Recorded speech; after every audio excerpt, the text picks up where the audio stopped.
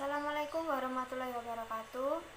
Saya Alfatrina Mahendati, mahasiswa Pendidikan Agama Islam. Di sini saya akan menjabarkan mengenai konsep dasar penelitian pengembangan. Baik, selanjutnya konsep dasar penelitian terbagi menjadi 5, yakni yang pertama, definisi penelitian pengembangan itu sendiri atau bisa disebut dengan Research and Development atau R&D, dasar penelitian pengembangan. Baik, selanjutnya konsep dasar penelitian terbagi menjadi 5, yakni yang pertama, definisi penelitian pengembangan itu sendiri atau bisa disebut dengan Research and Development atau R&D. Kemudian ada jenis-jenis R&D, posisi R&D, yang kedua R&D sebagai penghubung, yang ketiga tahapan R&D, yang keempat adalah metode, tujuan R&D sendiri, dan yang terakhir adalah karakteristik dan langkah-langkah R&D tersebut. Selanjutnya, mengenai pengertian penelitian pengembangan atau R&D itu sendiri, yakni dari Gay tahun 90 memaparkan penelitian pengembangan merupakan usaha yang dilakukan untuk mengembangkan suatu produk pendidikan. Di sini produk pendidikan bisa dikatakan dengan kompetensi siswa yang mencakup dengan knowledge, attitude, skill, dan psikomotor.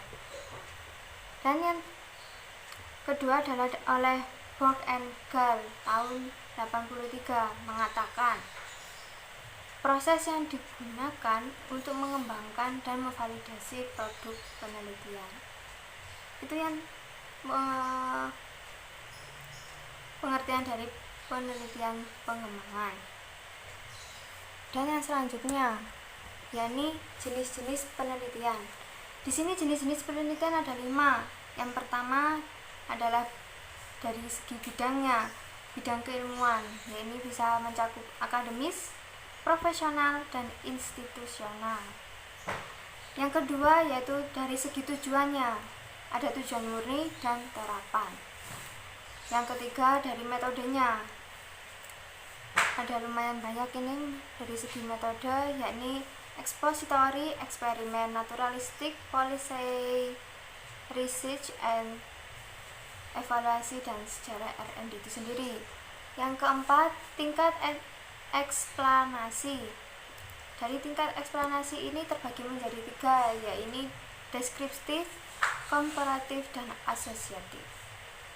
Dan yang terakhir yakni waktu yang di sini condong ke pelaksanaan dan kepenelitiannya, yaitu cross sectional dan longitudinal. Lanjut ke tahapan penelitian pengembangan.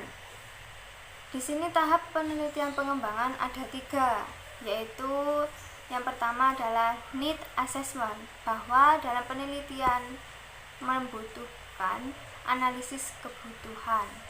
Itu yang sangat penting. Kemudian yang kedua adalah produk. Produk di sini bersifat hipotesis dan harus diuji dengan sebuah eksperimen.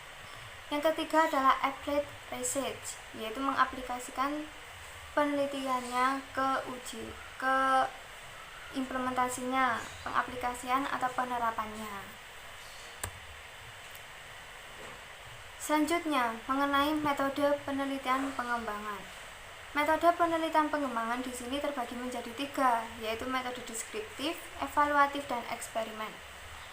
Metode deskriptif sendiri dia menghimpun dari data yang digunakan untuk menganalisis kebutuhan berdasarkan kondisi produk sudah ada yang kemudian dikembangkan. Kemudian mengenai kondisi dari pihak pengguna, entah itu dari SDM-nya, sarana prasarana, lingkungan, dan pengelolaannya. Kemudian dari metode evaluatif, ini digunakan untuk mengevaluasi proses uji coba dalam pengembangan suatu produk. Bagian ini sangat penting karena di situ akan terdapat kriteria yang sudah sesuai atau belum sesuai dengan kriteria itu tersebut. Yang terakhir yaitu eksperimen. Eksperimen di sini bisa diartikan dengan uji coba produk. Ada ketentuan dua kelas, yaitu kelas eksperimen atau kelas kontrol.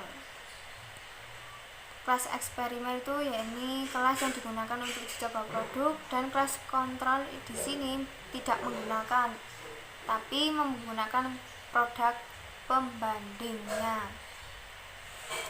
Itu 3 dari metode penelitian. Selanjutnya mengenai tujuan penelitian penelitian pengembangan. Menurut Acker, tujuan penelitian di sini dibagi menjadi 4. Yang pertama adalah kurikulumnya. Kurikulum di sini sangat penting karena apa yang diajarkan kepada siswanya, bahan ajarnya, kompetensi, dan SKS-nya. Kemudian teknologi bisa disebut dengan media ajarnya ketika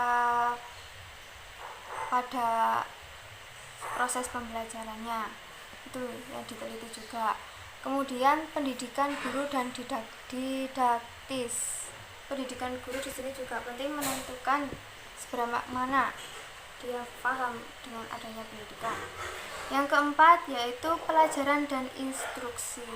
Nah, itu tadi 4 bagian menurut Acker dari tujuan penelitian. Selanjutnya karakter dari R&D itu sendiri, yakni yang pertama adalah masalah. Masalah di sini berkaitan dengan inovasi atau penerapan dalam suatu proses pembelajaran. Itu yang harus dikembangkan dan dianalisis kembali kebutuhannya. Yang kedua adalah pengembangan model. Nah, di sini pengembangan model ada 2, yaitu pendekatan dan metode pembelajaran serta media ajarnya. Yang ketiga adalah pengembangan produk, juga terbagi lagi menjadi validasi oleh uji ahli dan uji coba lapangan. Yang keempat adalah proses pengembangan. Nah, dan yang terakhir pada slide terakhir ini menyebutkan terdapat 10 langkah penelitian pengembangan atau R&D itu sendiri. Yang pertama adalah menghimpun informasi. Jadi dalam menghimpun informasi ini digunakan sebagai data dan narasumber, itu bisa jadi, dan itu membutuhkan sebuah subjek juga pastinya. Kemudian setelah menghimpun informasi yang ada, kemudian masuk ke merancang produk. Dari sudah merancang produk itu dibuat sebuah kerangka berpikir atau yang lainnya, masuk ke uji coba produk pada ahlinya. Di situ peneliti akan mendapatkan sebuah saran dan masukan dari ahli tersebut. Kemudian lanjut ke poin nomor 4, yaitu uji coba terbatas. Setelah melakukan uji coba produk pada ahlinya, peneliti akan menguji kembali dengan uji coba yang terbatas, berarti sebagian kecil saja.